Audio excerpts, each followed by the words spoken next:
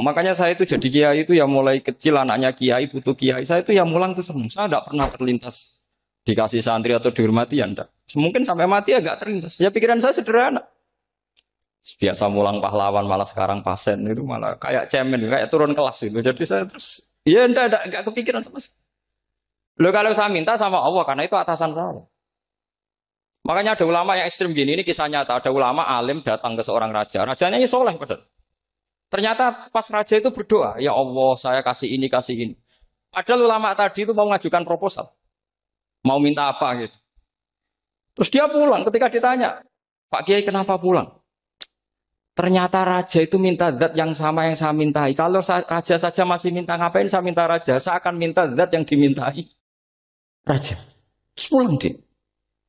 Wah, itu ya pikiran ekstrim, tapi bagus ekstrimnya. Saya akan minta zat yang dimintai. Kalau sampean kan uteke saya les, sholat dinteni, tetap jalo. Oh, kok orang mikir seperti itu. Memang salah didik, salah itu tadi. Nah, ini harus dilatih. Masyhur itu ketika Nabi pas Fathu Makkah itu, orang-orang Ansor komentari Nabi gini, ketika Nabi sangat happy di Mekah, sangat enjoy di Mekah, kata orang-orang Ansor, Amar rojul adroka durok fatun fi ahli wa ulfatun fi asyiroti. Namanya orang pasti happy kalau di kampung halaman. Jangan-jangan Rasulullah itu nanti hidup di Mekah lagi, karena Mekah sudah dikuasai orang Islam. Beliau pasti kangen sama keluarga, sama Mekah. Tapi ya sama, ketika Rasulullah mulai ngasih itu, orang-orang Quraisy dikasih banyak, orang Ansor juga pikirannya seperti itu. Baru orang Ansor dilatih pikiran nubuwah, yaitu tadi. Mereka itu dapat kambing, dapat sapi, terus pulang. Kamu mendapat saya, milih mana? Milih Rasulullah Shallallahu Alaihi Wasallam. Sekarang kamu saya balik. Kamu punya kiai, kamu bisa memberi hadiah, memberi beliau. Suatu saat kiai Anda ini kaya raya, terus sering ngasih orang-orang yang nggak pernah berjasa. Kamu nggak pernah dikasih. Itu kalau pakai pikiran khawarij, kiai ini salah karena ngasih orang yang tidak berjasa. Tapi kalau kamu pakai pikiran nubuah, enggak. Alhamdulillah saya tetap istiqomah memberi kiai itu. Dan alhamdulillah enggak dibales. Semoga balasannya di akhir. Ya sudah seperti itu. Kalau pakai pikiran gengsi tadi seperti itu. Masa biasa memberi sekarang posisi diberi. Saya rak turun kelas. Jadi sebetulnya pikiran ekstrim itu boleh. Tapi untuk yang seperti ini bukan ekstrim yang tadi. Makanya ini disebut al-hujat. Al-hujat itu satu logika yang bisa mematahkan asumsi awal. Ini saya harap santri-santri matolek, putra maupun putri berpikir seperti ini. Sehingga sama. Jadi misalnya sekarang dibalik. Kalau ada orang NTT yang masih non-muslim, itu orang kafir yang harus dibunuh atau orang kafir yang harus didakwai. Mesti pikirannya itu, kalau Nabi itu ya semua yang didakwai Nabi dulu orang kafir. Nah, ketika Nabi di Mekah itu pertama ketemu orang kafir itu dibunuh atau didakwai? Didakwai. Ya berarti pilihan sekarang ya didakwai bukan dibunuh. Nah soal perang itu perang itu beda dengan membunuh. Ada janjinya, ada macam-macamnya, terus nggak ada solusi itu baru ada apa? Jadi kalau sudah dibalik-balik gitu, makanya kata ulama-ulama, Khawarij itu pasti salah.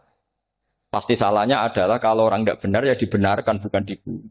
Kalau setiap orang kafir dibunuh, Nabi kapan jadi nabinya? Karena orang kafir habis. Jadi metode bil hikmati ada, metode hasanah ada, karena orang kafirnya sudah mati. Terus, pertanyaan kedua, kalau Nabi harus ekstrim ngapain yang ngawal Jibril? Halnya Israel lebih efektif. Jadi kalau sama-sama ingin ekstrim, Nabi itu nggak usah dikawal Jibril, kan enggak efektif kan? Harusnya yang ngawal itu siapa? Israel. Kan nggak repot. Nah, jadi saya mohon ini saya cerita. Jadi korban pikiran ekstrim itu bukan siapa-siapa. Pertama itu Rasulullah. Akhirnya Rasulullah menjelaskan, ya beginilah cara berpikir. Jadi saya kira demikian. Nanti mungkin kalau ada tanya-tanya, ada pertanyaan. Yang jelas kalau seputar ekstremitas itu bisa latihan. Ya. Sebenarnya bisa latihan di fikih. Karena fikih ini cerminan dari pikiran ulama. Ya, cerminan dari pikiran apa ulama yang tidak tekstual. Ya, seperti gini ya. Tasaddaqa Rasulullah so'an min tamrin au so'an min akidin. Ketika zakat fitrah itu Rasulullah mengeluarkan satu sok amr. Amr itu kurma. Kalau menurut tekstual berarti zakat fitrah harus pakai kurma. Tapi semua ulama sedunia mengatakan kuti ahlil balad. Hanya dalam konteks Indonesia ya pakai apa? Beras. Berarti kata tamr diganti kut. Diganti apa? Kut. Jadi orang itu jangan diajak goblok bareng. Masa Nabi ngendikan tamr harus apa? Makanya saya pernah debat. Pak Nabi itu cingkrang. Kenapa orang-orang itu rata-rata tidak cingkrang? Saya bilang, Nabi itu hidupnya di Mekah. Kenapa Anda hidup di Indonesia? Iya, Nabi itu hidupnya di Mekah. Terus saya tanya lagi, Nabi itu hafal Quran, kamu udah hafal? Saya hafal Quran. Kalau cingkrang gampang, karek ngetok. Ya, kalau ada sunnah Rasul, Nabi hafal Quran, enggak? Hafal kan? Berarti kalau ikut sunnah Rasul, hafal Quran. Jangan cingkrak tok, ya hafal apa? Ya sama poligami juga gitu yang tadi diceritakan Mas Nabi gitu. Nabi itu poligami setelah Khadijah meninggal. Apa mereka mau nunggu istri pertama meninggal? Kalau ingin persis loh. Kalau ingin persis nunggu istri pertama meninggal. Ah iya. Enggak mau juga kan. Ya biasa saja lah. Pokoknya yang dihalalkan syariat ya kita bilang halal, yang diharamkan kita bilang apa? Enggak usah sok suci isi sunnah Rasul. Saya punya banyak cerita. Abu Bakar itu dulu sering menghindari sunnah Rasul.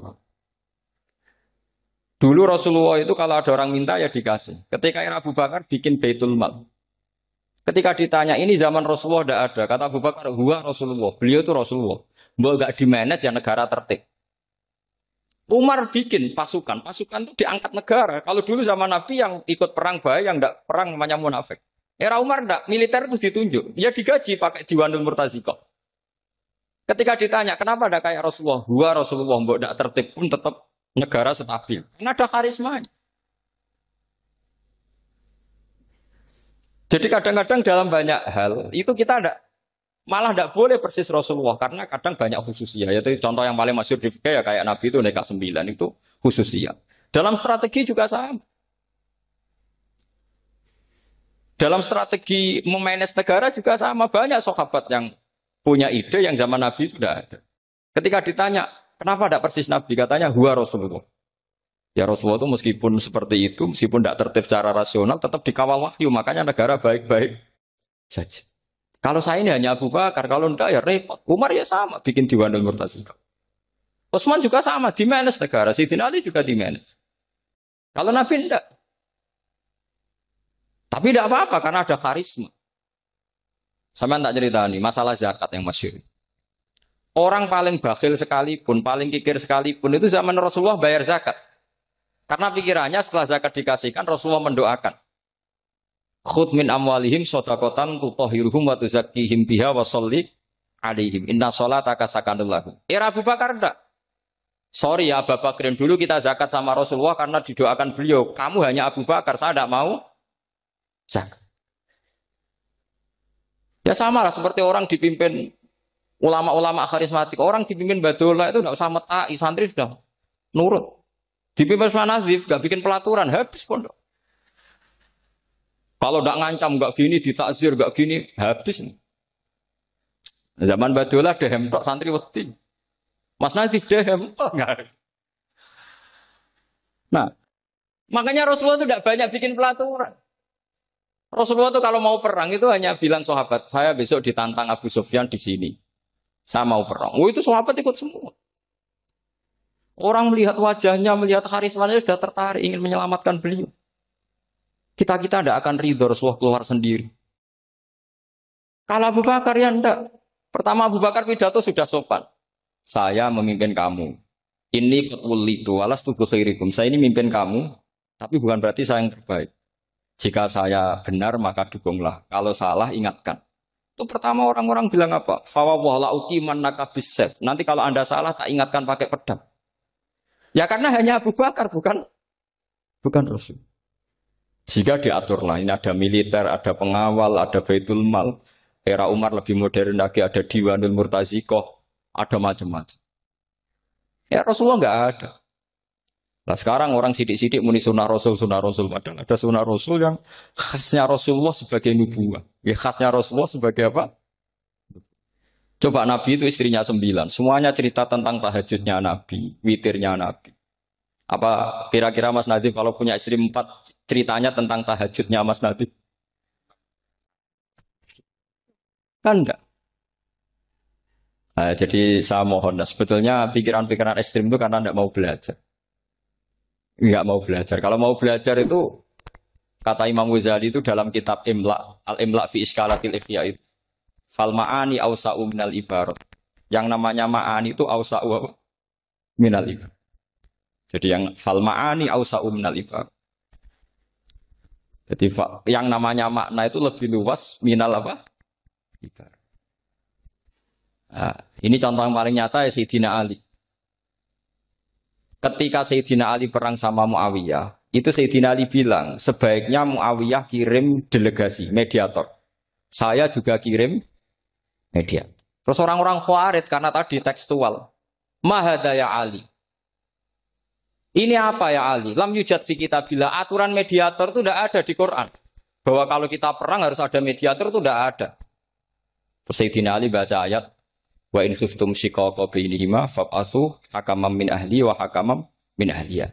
Jika lelaki dan perempuan, suami istri terjadi shiqaq, terjadi konflik, maka suami kirim satu mediator, yang pihak perempuan juga kirim mediator. Terus Sayyidina Ali ngendikan, wa amru Muhammad a'dhamu min amri rajulin wa imra'atin. Urusan umat Muhammad lebih serius ketimbang urusan hanya sekedar suami dan istri. Maka kita butuh hakam, butuh mediator. Baru 4.000 orang Khawarij tobat ngikuti pikirannya Sayyidina Ali yang tidak tekstual. Sama seperti zaman Rasulullah. Ketika Rasulullah mau perang Badar, saya ini mau perang Badar kata Rasulullah. Musuh saya itu 1.000 lebih. Kalian hanya 313. Apa kita teruskan? Itu sahabat langsung bilang gini, saya itu hafal teksnya. Idzan lanaqulu laka kama qalat banu Israil fathab anta wa rabbuka faqatila inna hahuna qa'idun walakin idhab anta faqatila inna ma'akum muqatilun. Ini kelihatan sekali bahwa para sahabat sudah ada tekstual. Orang-orang Bani Israel ketika melihat Musa katanya sakti dan orang dekat Allah, itu cara berpikir orang Bani Israel gini. Walhasil ada perintah supaya Musa itu merangi kaum Jabarin. Orang Jabar ini gagah-gagah. Pikirannya orang Bani Israel. Musa kami itu sakti dekat Allah. Ya sudahlah sama Allah saja sana. Tak tunggu di rumah kabarnya. Itu kan sama dengan santri semedit. Roh ya ini suga. Meski aku suga. Serasa tak pikir kan seperti itu. Ya sama seperti itu. Nabi ku kekasih Allah. Mesti perang menang. Serasa tak ewangi mesti menang. Fadhab anta wa rabbuka faqatila inna hahuna. Kok itu? Ya sudah kamu berangkat saja sama Tuhan. Tak tunggu di rumah. Tapi apa kata para sahabat Ansor ketika Nabi minta supaya mereka dukung di perang Badar? Langsung bilang, idzan lanaqulu laka kama qalat Banu Israil. Kita tidak akan bermental kayak Bani Israil. Ini tekstual apa? Enggak. Mereka punya mafhum, punya pikiran. Cara Mas Nadi punya kreatif. Bahwa ini mental yang bejat, kita tidak akan meniru seperti itu sahabat. Jadi dulu sahabat itu makna di Quran juga ada tekstual. Jadi bisa memahami. Nah sekarang orang memaksa semuanya harus tekstual. Ya meskipun tadi jangan terlalu liar terus menjadi liberal. Tapi saya tidak tahu kalau contohnya Mas Nadiem tadi pakai kondom, sisi kondom tidak tahu itu pikirannya Jil apa Mas Nadiem tidak tahu saya itu tidak tahu. Kok sampai sembeling itu saya tidak tahu itu. Oh, lagi juga kalau tidak bisa nyontohkan yang di luar itu, saya itu ya tidak tahu. Mulai dulu ilmunya seperti itu terus. Ya tidak tahu lagi. Jadi mulai dulu zaman Nabi pun itu sudah ada pikiran-pikiran seperti itu. Jadi tekstual atau harfiah itu ya enggak.